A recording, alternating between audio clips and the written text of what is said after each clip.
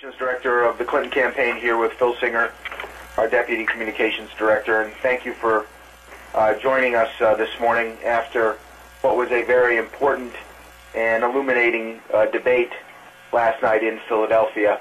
I'd like to talk a little bit about the debate and the state of the race in Pennsylvania, and then, of course, we'll be happy to answer your questions on these or other topics. The debate last night was really about leadership. Senator Clinton showed the strength of her leadership on foreign policy, on domestic policy, how to get us out of Iraq, how to fix the economy. Senator Obama, on the other hand, did not have a very good night. In fact, he had a very bad night. Both candidates were asked tough questions. Senator Clinton was asked about Bosnia. She was asked about her integrity. She gave a straightforward answer. She took responsibility. When Senator Obama had a chance to give clear, concise, accurate answers about his gun questionnaire or about William Ayers, he failed to do so. And I think those 2 points are especially important. Senator Obama, when he was running for the state Senate, on 2 separate occasions, filled out questionnaires for a progressive organization in Illinois that was critical to his electoral chances, and affirmed that he was in favor of a handgun ban. When confronted with a questionnaire several months ago, his campaign said that Senator Obama had not seen it, and that answer did not reflect his view. Then a second questionnaire was found in which Senator Obama's handwriting was on it. And again, his campaign attempted to dodge and weave and avoid answering the questions about it. And last night, Senator Obama did not give a clear answer. And I think, frankly, he could have said, you know, that was my position then, it is no longer my position, or he could have said, that was my position then, it remains my position. But to say that he did not fill out the questionnaire when 2 questionnaires affirmed this position, when his handwriting was on one of them, and when he conducted an interview with the organization at the time, simply strains credulity. And then on the William Ayers question, voters obviously will be in a position to judge for themselves whether they think it was or was not appropriate for Senator Obama to attend an event, a political event, for him at Mr. Ayers' home when he was running for state senate. But it is certainly a fair question to ask him, and Senator Obama needs to be more forthcoming than he was last night about that issue. Voters will be able to judge for themselves as to whether they think it was or was not appropriate, but they need good, accurate information in order to do that, and I do not believe that Senator Obama provided that kind of good, accurate information on either of those issues last night. And I hope that in the coming days before Pennsylvanians vote, he will be in a position to clarify his stance on the gun ban. Perhaps he will explain how he could have filled this questionnaire out without actually seeing it, or how his handwriting could be on it without his actually seeing it. And I hope that he will be in a position to explain how it was that William Ayers hosted an event for him, a political event for him at his home, a fact that Senator Obama did not discuss last night, and that I think voters deserve to have answers to as they go to the polls. There are a lot of issues at stake. These are only some of them, and many more issues will be discussed in the coming days. But in the context of a presidential election in which voters deserve as much information about these candidates as possible, our hope is that Senator Obama will step up and will provide a clear and complete information about these issues in the coming days. And I'll turn it over to Phil. Good morning. I just want to cast this debate in, put it in the context of where the race stands in Pennsylvania right now, And last night's debate occurred in the context of earth-shattering, record-breaking, eye-popping, extraordinary spending by the Obama campaign in the state of Pennsylvania. This week, the Obama campaign is spending $3.4 million. $3.4 million, breaking every record, shattering its own record that it set last week in the state. The Obama campaign is outspending us by a 2-to-1 margin this week. It outspent us by a 2-to-1 margin last week. It's outspending us by a 3-to-1 margin overall.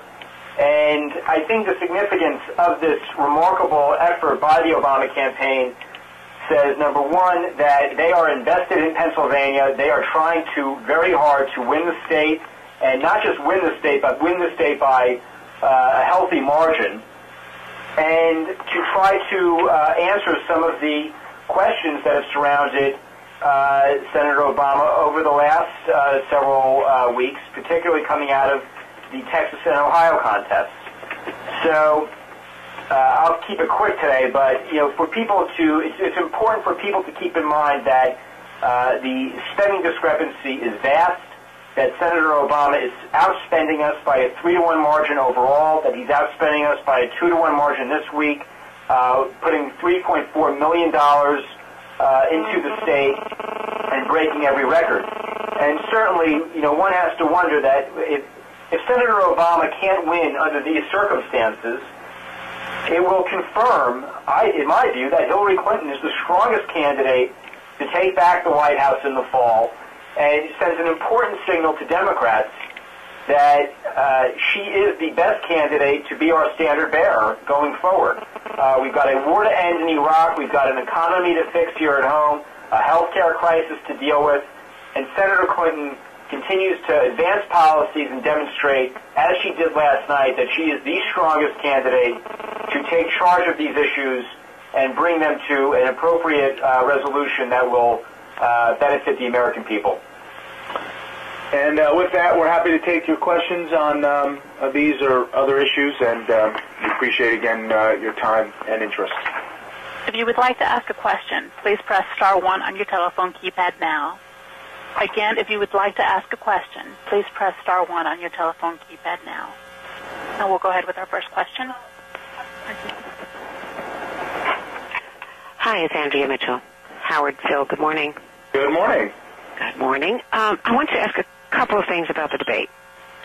The no tax pledge and her comments about troop withdrawals and making the decision rather than listening to her commanders in the field. Can you go into a little bit more depth as to whether or not she's boxing herself into some positions that, if she were elected president, would be very hard to handle, and whether she believes that that really is the way to make military policy? And secondly, Howard, I know what you said this morning on Morning Joe, but there are 3 contemporaneous witnesses to the screw-em quote from the Camp David meeting. On what do you base your denial? What she is telling you, or what you have learned independently?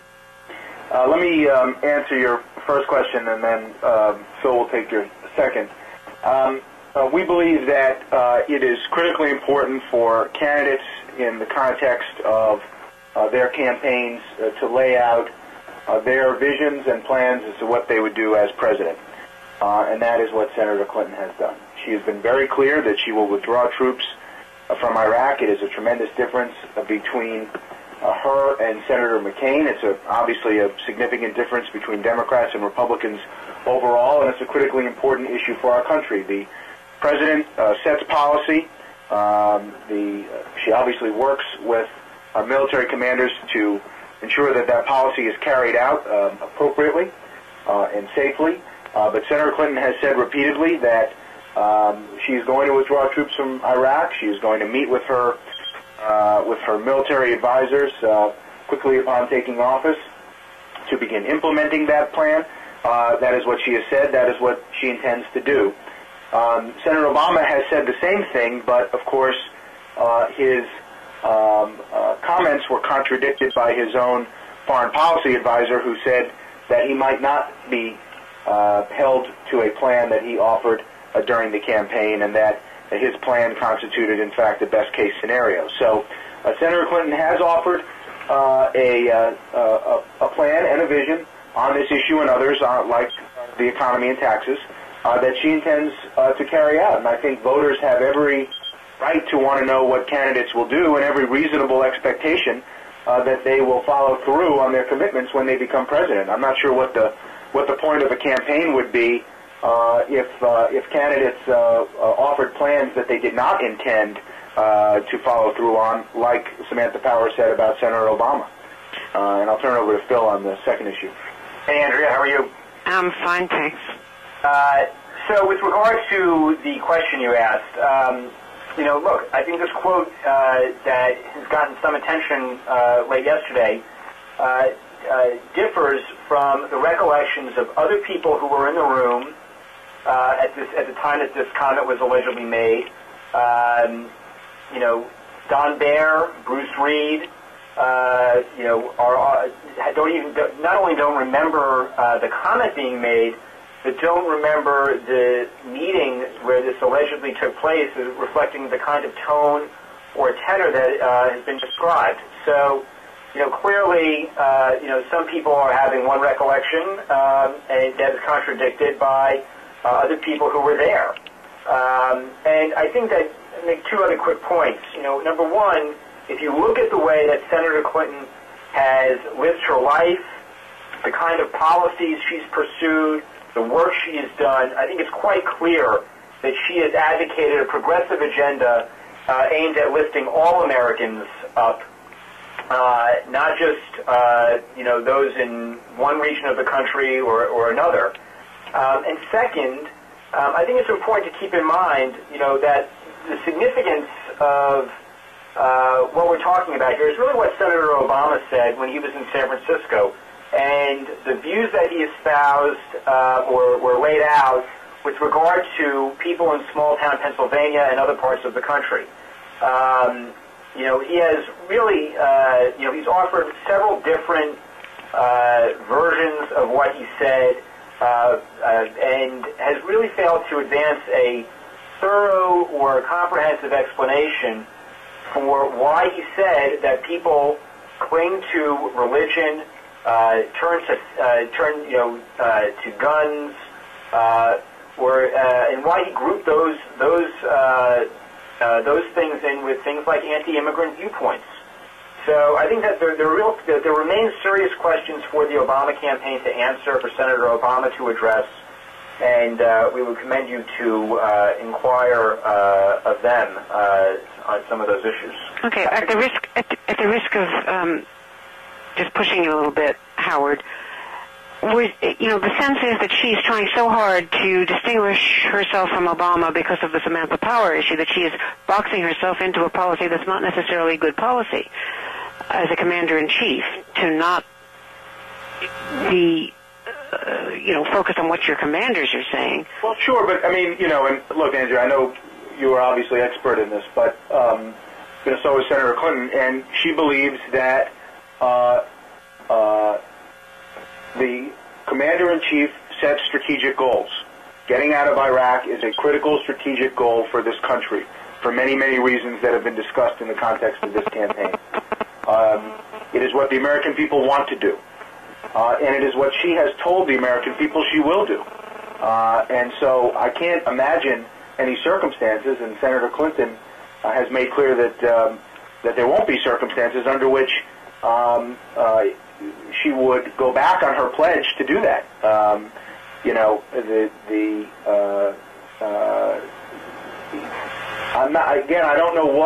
don't know what a campaign is for, if not to lay out a series of proposals and plans that you intend to implement as president.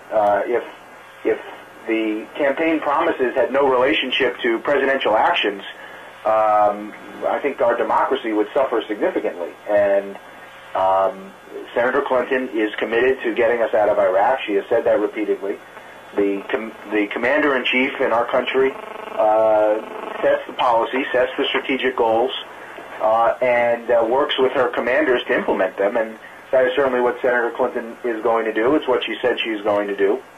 There are obviously some people who disagree on the policy of getting us out of Iraq. As I said, there are profound differences between Senator Clinton and Senator McCain on this issue, between Democrats and Republicans on this issue. Senator McCain will, in the context of this campaign, argue that it makes sense for us to continue the Bush policy. It makes sense for us to have troops in Iraq for up to 100 years. That's not a position that Senator Clinton holds, and I think it's not a position, more importantly, that the American people hold, and will certainly be an important issue in the context of this race. Again, Senator Clinton has laid out her plan, laid out her vision, set forth her policy, and she intends to implement those when she becomes president. Okay, thank you. Thank you. Next question. Hi, gentlemen. It's Jeff Tubin.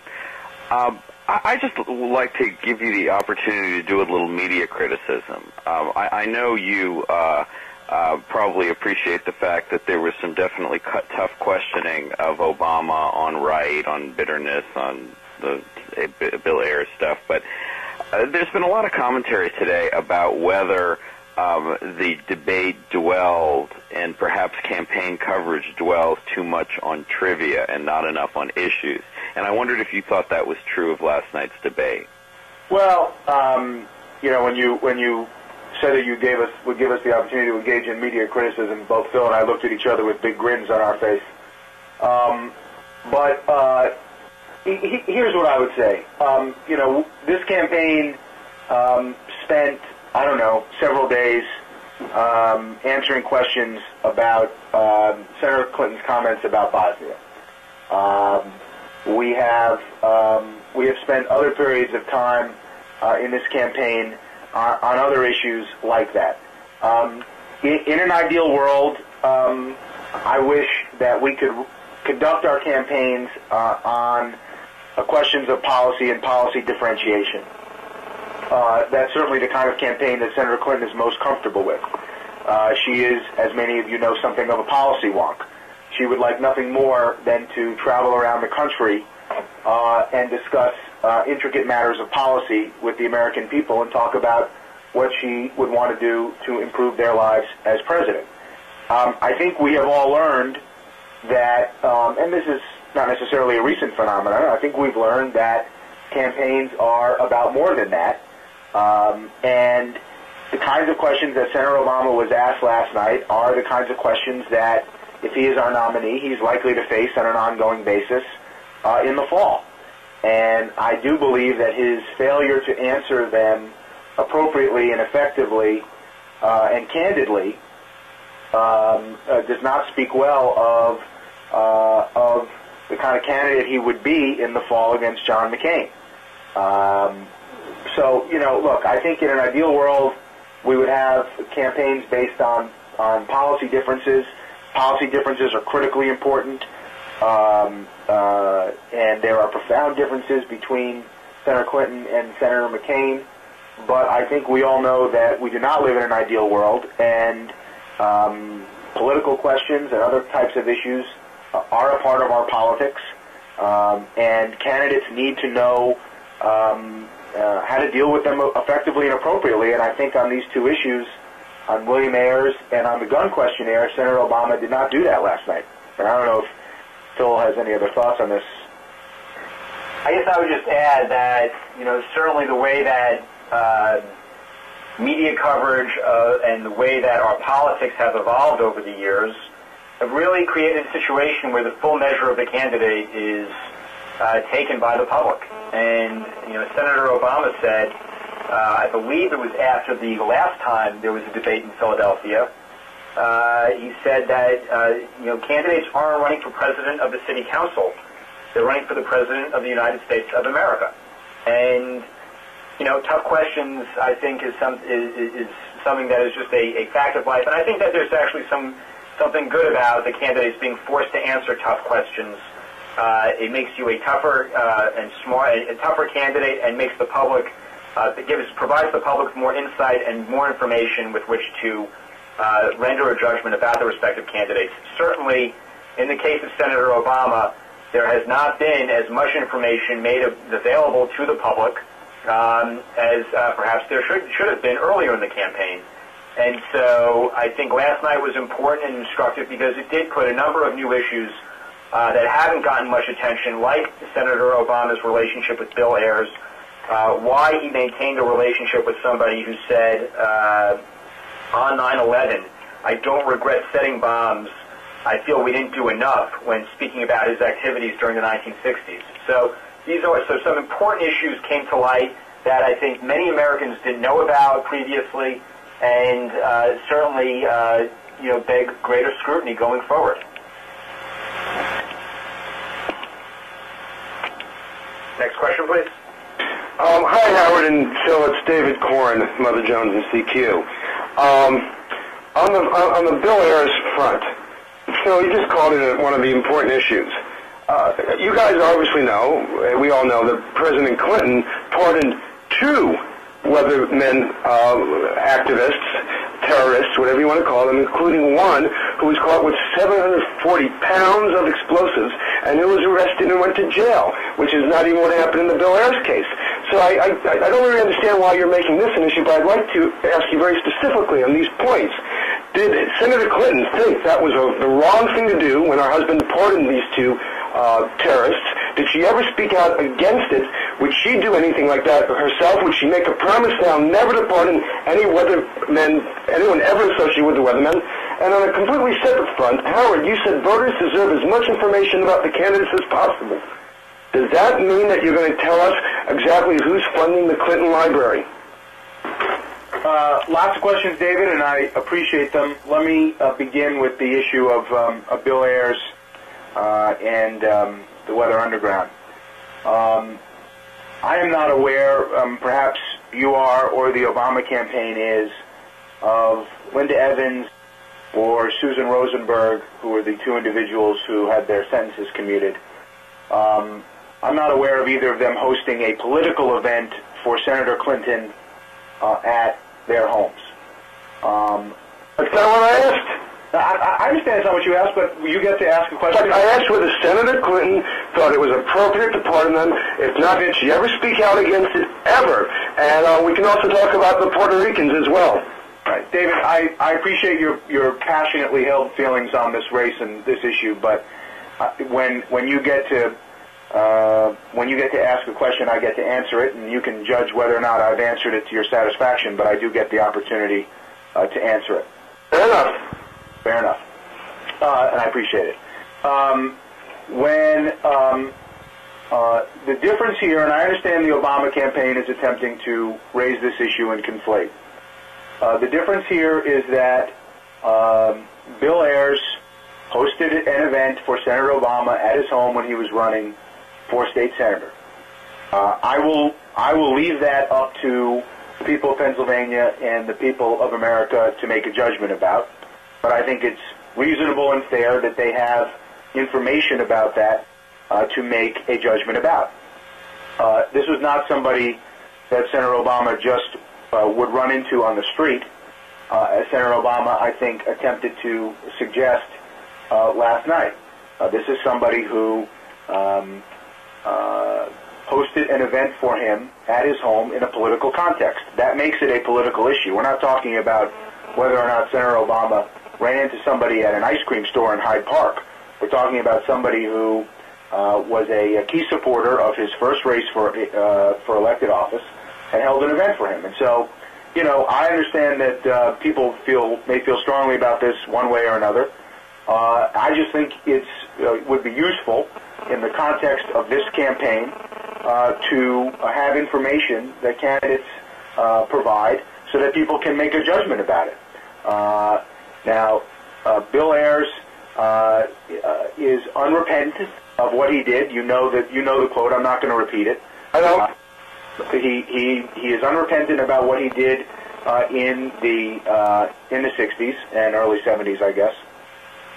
And that is a difference, of course, between Linda Evans and Susan Rosenberg. I am not an expert on the pardons given out by President Clinton before he left office. I'm not aware that Senator Clinton was asked about this issue. and I don't know if she was asked what she said. But I can tell you that neither Linda Evans or Susan Rosenberg hosted an event for her, and I think that's why the question becomes relevant. Now, let me just say one other thing. Senator Clinton didn't raise this issue last night. This was an issue raised by the moderators, and I believe it was raised by the moderators because it's the kind of question that a candidate for president could reasonably expect to face in the context of a tough campaign against Republicans in the fall.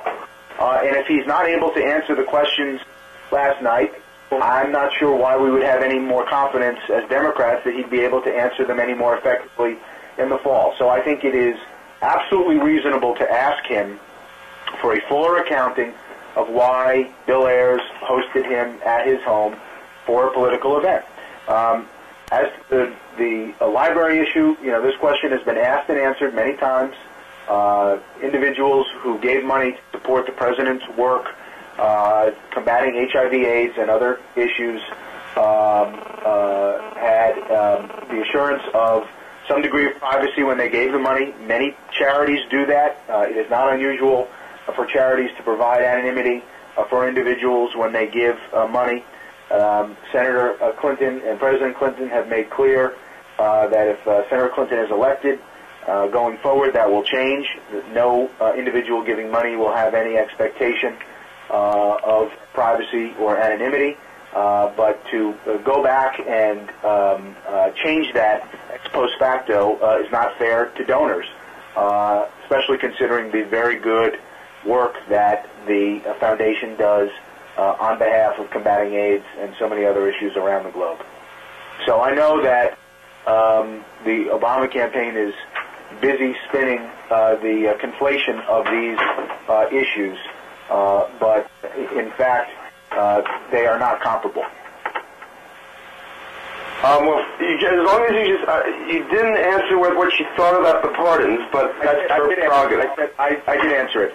No, you didn't tell us what she thought of the pardons that her president gave to the two Weathermen activists back when he left his presidency. That's one of the questions I asked. What she thinks of it. What was her reaction at the time, whether she supported that action. Right, and I said I wasn't aware that she'd ever been asked. I certainly have not asked her. Ask her and see and get back to us? Fair enough. Thanks. Thank you. Yeah, hi, it's Gordon Trowbridge from the Detroit News. Thanks for taking the question. I wonder, given the fact that there doesn't appear to be a whole lot of evidence from the polling that the previous controversies that you folks have talked about as damaging to Senator Obama, Reverend Wright and the bitter comments, those don't seem to have done a whole lot of damage to Obama or to have helped Senator Clinton a whole lot. I wonder if you can point to any evidence that these new issues that you're talking about today that came up in last night's debate will play any differently among Democratic voters in Pennsylvania or elsewhere than the previous controversies that haven't seemed to do any damage. And if there is no evidence that that's the case, isn't it true in some sense that all you're doing really is, all you're accomplishing is damaging Senator Obama as a potential general election candidate? Hey, Gordon, it's Phil. The logic of the question seems to be skewed because if there's no evidence and it doesn't seem to be hurting him, then how could it be damaging him if he's the general election nominee? There's a difference between the primary campaign and the general election campaign, obviously. I think that the issue here is whether... I'm sorry, I didn't mean to interrupt. No, that's okay. I think that the issue here is whether or not voters are going to the polls fully informed about Senator Obama's record. And what we saw last night is that there's a lot of information that they aren't informed about. And it's not just, about his relationship with this Bill Ayers, who expressed regret setting bombs, or said he didn't regret setting bombs and said he felt that he didn't do enough. It's some of the other issues that came up over the course of last night. Two examples right off top of my mind, that Howard raised at the beginning of the call. One was the inconsistent answer that he gave with regard to his support for a handgun ban. A second thing, which I thought was interesting, was when Senator Obama claimed that his campaign hadn't attacked our campaign and our candidate over the Bosnia incident, and said that they had only done so in response to questions when in fact they had put out several memos and held several press related events to prosecute attacks on our candidate's character. So I think, one of the other lessons that came out of last night, in addition to the fact that there's a lot of information that remains unknown about Senator Obama, is the fact that he gave some answers that certainly, if we're being generous, were inconsistent with what his campaign and what the facts had disclosed previously. And voters have to take that into consideration. I think Senator Obama has been very effective over the course of this campaign at presenting only his side of the facts. And sometimes that has come at the expense of the reality behind those facts coming to the fore. And certainly last night revealed that there were a number of areas where he was inconsistent, where he contradicted some of his positions, and that is something that is legitimate, that is appropriate, and that is necessary for voters to take into account as they go to the polls. And ultimately, the votes that get cast will render the ultimate verdict on whether something, whether voters think these issues are important. Certainly we saw in Ohio and Texas, many other states, that voters take a lot of these issues seriously. And we will find out on Tuesday, whether or not voters take these things seriously. It's important to keep in mind that Senator Obama is spending an awful lot of money to ensure that some of these issues don't see the light of day. But certainly it is the responsibility of the media as well to ensure that they do see the light of day and that they do get explored. And I think the bottom line here is we'll find out on Tuesday how this will all play out in the context of this race, and we will all have a good sense of that if we speak Tuesday evening or Wednesday morning. Hey, it's Ben Smith from Politica. The Washington Post this morning published an op-ed by the founder of Hamas, who's still a Hamas official, and I wondered if Senator Clinton had a problem with publishing it. This is Phil. I haven't seen the particular op-ed that you're referencing.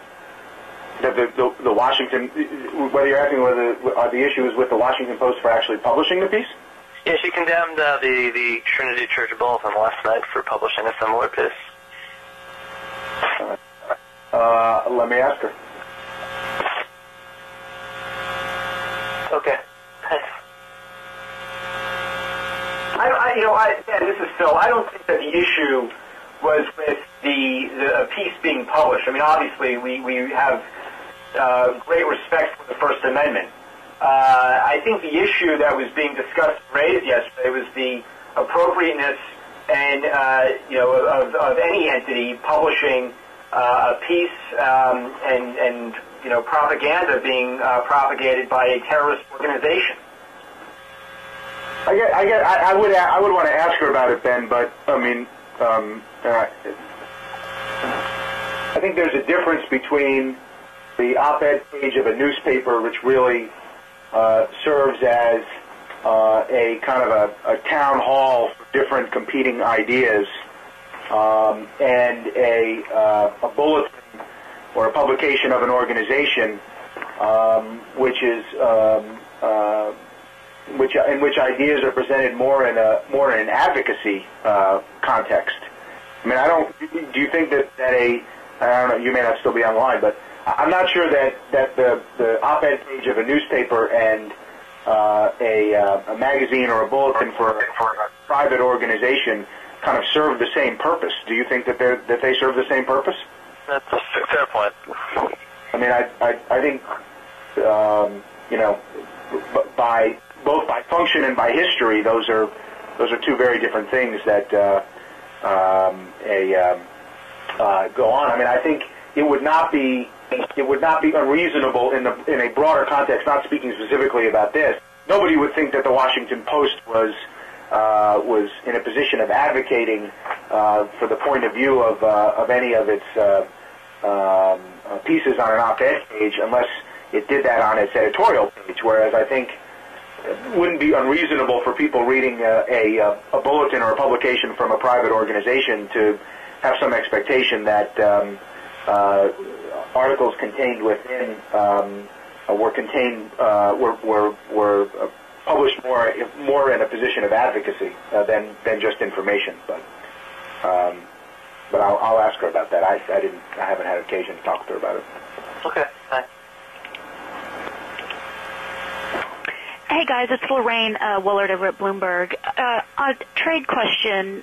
Bill Clinton has been talking about trade while he's in Pennsylvania, and the main point I think he's making is that one reason we're in the situation where we are today on our trade policy is that trade agreements have not been enforced under the Bush administration. And one reason they haven't been enforced is because we are in debt to the countries that we have the biggest imbalances with, i.e. China, Japan, Korea, and the oil producers. Is this, and he says that by balancing the budget and eliminating the deficit, that'll make a lot of our trade problems go away. Is this her position on trade? I'm sorry. Can you restate? I apologize. That's okay. I mean, he makes the point that the reason trade has become an issue with the economy is because our trade agreements have not been enforced under the Bush administration.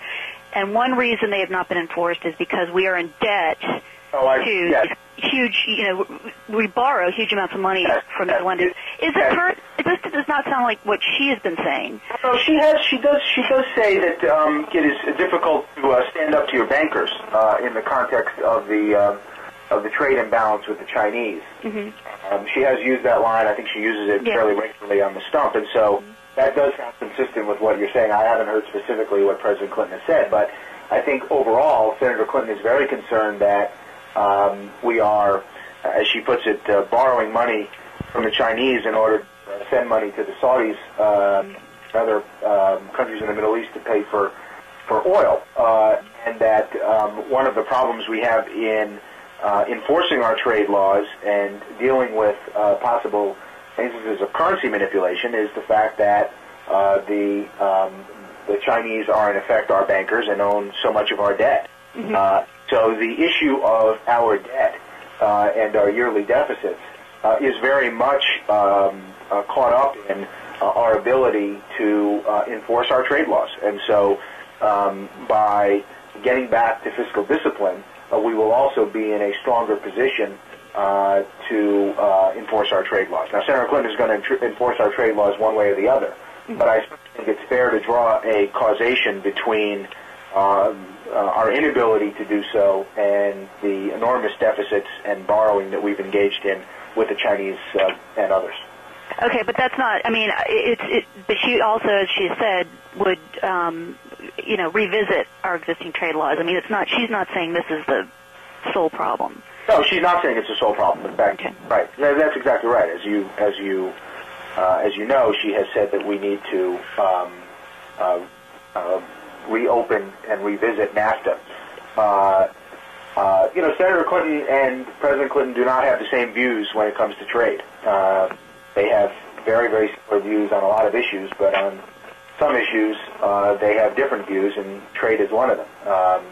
They obviously agree on the difficulty in confronting one's banker, but Senator Clinton does go farther and says that some of the underlying deals themselves have flaws that need to be addressed, and I can't speak to President Clinton on that issue. Okay, thank you. Hi, it's Domenico Montanaro at NBC. Just to follow up on the Scrum comment, Benjamin Barber, who's a noted political scientist and author, did write the comment in his 2001 book, and it turns out that he is a Clinton donor, and in a conversation with NBC last night said that he still supports her. So, someone who's one of the most respected political scientists in the country, are you saying that he's wrong? And are you absolutely sure, absolutely certain that it's not possible that she made the comment? I'm not going to get into an argument with him or anyone else whose recollection may be different. We've given you our answer on this. We appreciate the question. I think we were fairly clear and unambiguous with our response. I do not know the gentleman in question. I'm glad that he's a supporter and have no reason to pick an argument with him over his recollection, but the recollection of other people in the room is different, and we do not. We have said clearly that these are not comments that she made.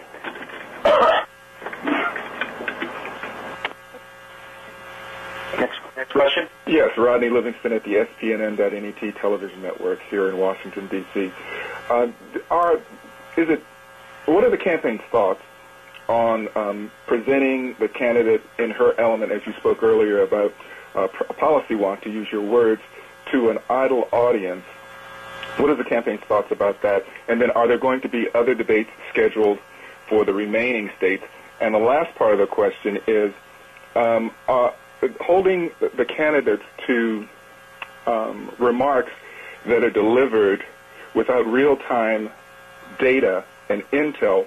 What are your thoughts about that in relationship to commanders being interchangeable to reflect the will of the commander-in-chief? Well, this is Phil Singer. With regards to continuing to have policy forums and discussions and having an opportunity for the candidates to discuss substantive issues like Social Security, the economy, the war, I think that's one of the things that debates are for. And, certainly it is our hope that we are able to have another debate or two or, however many are appropriate as the race goes on and travels into some of the states that have yet to vote.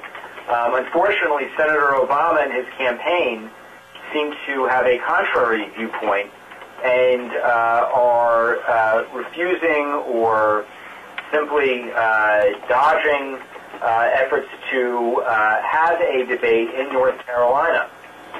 This week, Governor Easley, a number of legislative leaders from North Carolina as well, have written to Mr. Obama, Senator Obama, asking him to commit to a debate in North Carolina.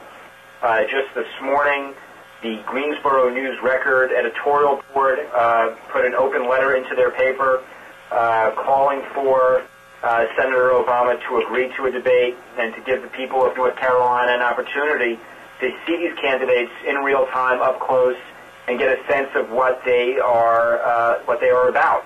So it is our hope to be able.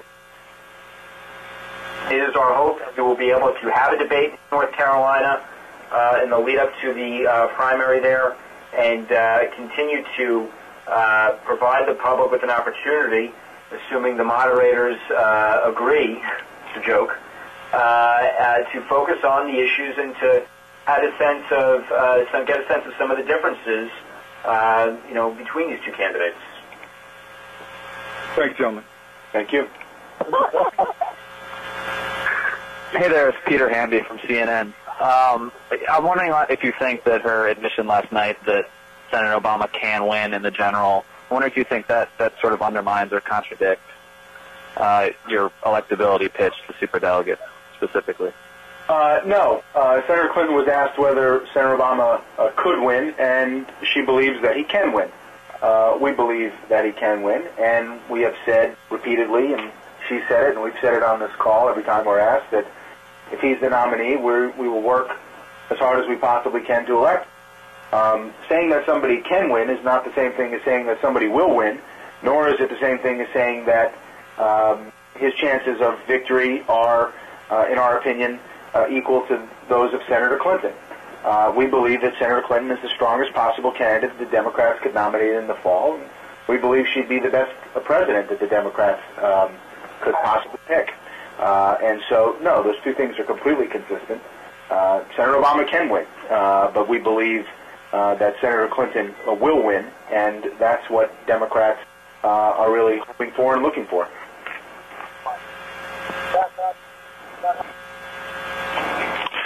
Morning, Howard. Good morning, Phil. Major Garrett at Fox. Good morning, Major.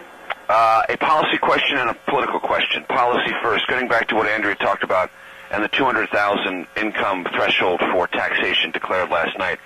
Back of the envelope estimates placed at about $40 billion in revenue a year, not nearly enough to fund the types of programs that Senator Clinton has advocated in this campaign. and that comprises about 3% of American taxpayers. With that pledge, did she hamstring her ability to fund domestic priorities and redefine what constitutes the American middle class? That's the policy question. The political question, David Plouffe said yesterday they intend to make progress in Pennsylvania. Bob Casey told me the same thing in an interview I did with him. That doesn't sound like a projection of victory. I'd like to know what your analysis is of what constitutes victory in Pennsylvania in terms of magnitude. Sure. Well, I got home late last night from Philly, and I read David Brooks's column online, which sort of made the same point that you were making about the availability of resources to fund some of the domestic priorities being limited to the $40 billion. But we have also, when we have promulgated policies during this campaign, issued a series of pay-fors, so-called pay-fors for each one. And so there is considerable amount of resources available from other less important areas within the federal spending that we would use to free up critical initiatives that are more important for the American people. And when we, generally speaking, I think almost every time that we have announced, if not every time we've announced a policy initiative that carries some spending with it, we have put forward how we would spend, how we would find that money.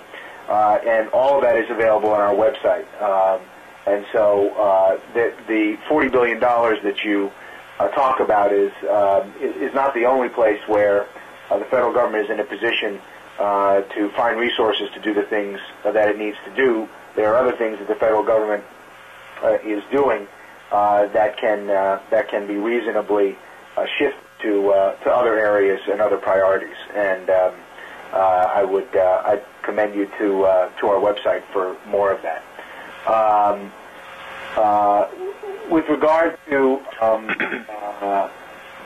success in Pennsylvania, as Phil began at the top, the Obama campaign entered Pennsylvania suggesting that they wouldn't thoroughly compete there. And I think that turned out to be something of a feint. The Obama campaign has spent massively in Pennsylvania. They have broken all Pennsylvania political spending records. And I do not believe that they are doing that just to do well. They are attempting to win.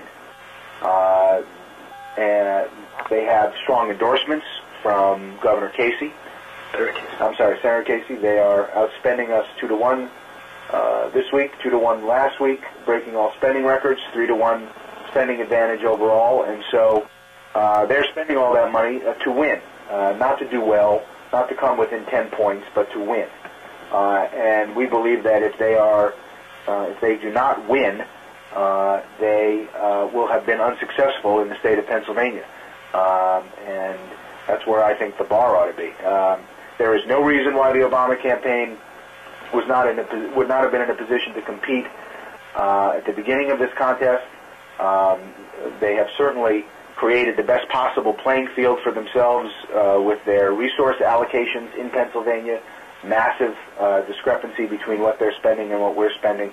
And if they are unable to claim an outright victory, after all of that, will be yet another example of Senator Obama failing to win a large key state that will be critical to Democrats' chances in November. Just to follow up, if you make less than $200,000, are you part of the American middle class? If you make less than $200,000, I mean, she said many times that she wants to shield the middle class in America from taxation or higher taxation. And by saying last night that she would only raise taxes on those above $200,000, I'm just wondering if those two things fit into a cogent definition of the middle class. Major, why don't you go and ask the school superintendent, living in a suburb who's got 2 or 3 kids that are getting ready to go off to college, what they think about the answer to that question. Well, when they run for president, I will. Well, that's what we all aspire to do. Fair enough. Look, I think Phil's point is that there are significant differences in the cost of living and incomes in different parts of this country. And as a senator from New York, where the cost of living is very, very high and incomes in some instances are higher as a result of that, there may be a different definition of the middle class than there would be in a place where it's cheaper to live and salaries are cheaper as a result, less as a result. So it would not be unfair to put those two things together. Look, I think if you are a family that is a family of four living on $150,000 in the New York City suburbs, I think that could reasonably be described as a middle-class lifestyle. That might not be a family of four living on $150,000 somewhere else in the country. That might not be a middle-class lifestyle. But I think in some of the larger cities in our country where the cost of living is higher, yeah, I think it's reasonable that two teachers making $75,000 a year each with two kids are living a fairly clear middle class lifestyle. I think there's obviously some subjectivity to what constitutes the middle class, but I do think there are significant regional differences in all this. Fair enough. Why don't we take one or two more, and then we'll call it a day. Any additional questions? Participant, go ahead with your question, please. We'll go on to the next one. Hi, it's Jim Axelrod. How are you guys? Good, how are you? Quick question, following up on something that was raised in a prior question. There's been, I think, yesterday, two congressmen from North Carolina and a congressman from Indiana both said that they were going to endorse Senator Obama and superdelegates. And this comes after, obviously, the controversy with Bitter. There's been some large editorials of big papers in Pennsylvania endorsing Senator Obama. My question is, are you feeling at this point like you need a game changer? Specifically, what was the game changer in the debate last night? And thirdly, can you explain why the majority of endorsements and superdelegates coming out recently have been coming out for Senator Obama and not Senator Clinton? This is Phil Singer. I think that it's important to keep in mind that this race has been going on for 14 months, and over the course of that 14 or 15-month period, we have amassed a significant number of superdelegates. And we are continuing, and we will continue to get superdelegate endorsements. Keep in mind, though, that this process is really unfolding as we speak. Literally, we've got an election on Tuesday. We've got elections in May, all the way through to until June. And certainly, I think there are a number of people who are watching this contest unfold, looking at the candidates, making determinations about which of these two candidates is the most likely to win and best able to end the war in Iraq, fix the economy, get the country back on track. And so I don't think I think it is perfectly logical, acceptable, and in fact that to a degree, should give comfort to those who are watching this race that we've got a vigorous contest that is unfolding, and people want to be able to make informed decisions. Certainly, last night was game-changing in the sense that it revealed several new information items and data points for prospective endorsers as well as voters overall to take into account as they evaluate Senator Obama and Senator Clinton. It provides new information for the press to explore, to delve into each of these candidacies.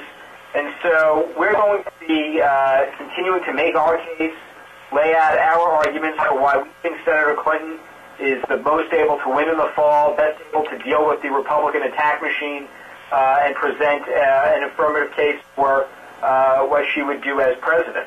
Having said that, I would also like just to take a quick moment to note that over the course of the last several months, we've heard a lot from the Obama campaign about accusations about us being negative, running negative campaigns, attacking Senator Obama.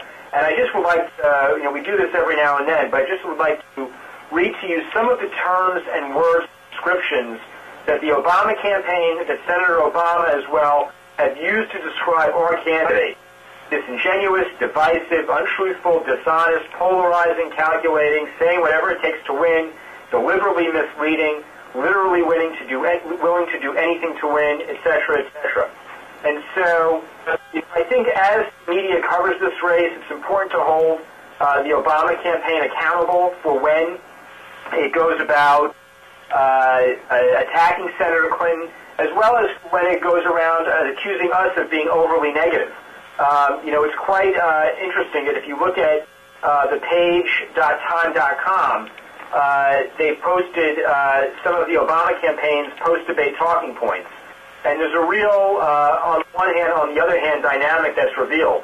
On the one hand, the Obama campaign accuses us of using every single opportunity to attack Senator Obama. On the other hand, he says, and in that same bullet goes on to call us untrustworthy, negative, divisive, etc. On the other hand, Senator Obama's rejected the politics of division and distraction and is speaking about the issues.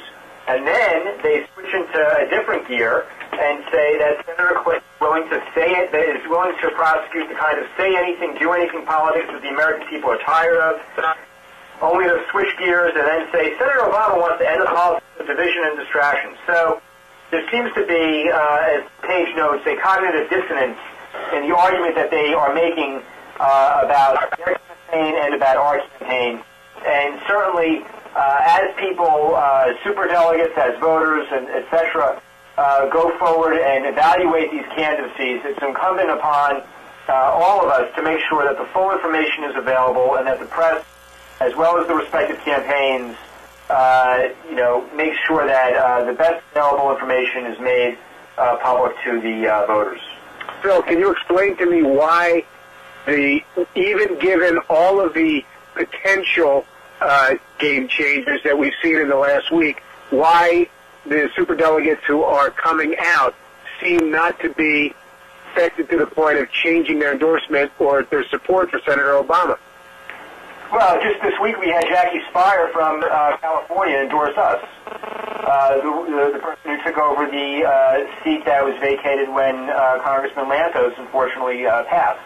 So are you suggesting the majority of superdelegates who have come out the last couple of weeks and months have come out for Senator Obama? I think a lot of people are waiting, are looking at the race, making evaluations, and waiting to see for this process to unfold and be completed on the voting side before they make a decision. Look, it wasn't. This race has been filled with twists and turns. The media has written our campaign off time and time again, and we've kept coming back. And I think people are keeping an eye on the race to see how it's going to unfold. Senator Obama has gotten some support, and that's if we were on it, that's terrific for his campaign. If you support his campaign, we've also gotten some support, and as the race unfolds, people are going to be keeping a close eye on it to see what develops. But again, let's make sure that the full facts are made available, that both campaigns are held accountable and scrutinized in the same way. And we'll take one final question. Hi, it's Brian Tumulty from Gannett News Service. Although a lot of the the issues that were brought up last night are issues that may be important to superdelegates, the people in Pittsburgh who I watched the debate with last night were very frustrated. They thought the first half of the debate was all distraction issues. They wanted to hear about what the candidates were going to do for the poor, what they were going to do about gasoline prices, things like that concerned them. It just seemed to these people who I was with that they were dwelling on trivia. Just any comment on that? I know you answered the trivia question earlier. Well, look, I mean, I think if you, and Brian, you've covered this. Senator Clinton pretty much goes out every day and tries to offer up either a new policy solution to a problem, or talks about solutions that she has offered in the context of this race to pressing problems before the country. She is very focused on finding real solutions to the real problems and challenges that we face. I think we have frankly been criticized by some in this campaign for offering a laundry list of policy proposals and solutions to problems. Senator Clinton believes that, as the folks that you were with in Pittsburgh suggested, I guess to you, that people deserve to know what a candidate will do to solve the real problems facing the country, and that those solutions ought to be substantive and clear and detailed. And that's the kind of campaign that we've run. I don't think anyone could fault Senator Clinton for not running a substantive campaign that is focused on finding solutions. We obviously don't have any control of the kinds of questions that are asked. We don't have any control of the kinds of questions that are asked on this call. When we do them, we don't have obviously any control of the kinds of questions that are asked in debate. I think that in the context of a political campaign, it's not unusual to have a mix of questions focusing on politics and policy. But if left to her own devices, Senator Clinton would spend all day and all night talking about policy and talking about how she's going to fix the problems that confront the American people today. All right, thanks. Thank you. And with that, I want to thank everybody for joining us today, and have a good day, and we'll talk with you soon.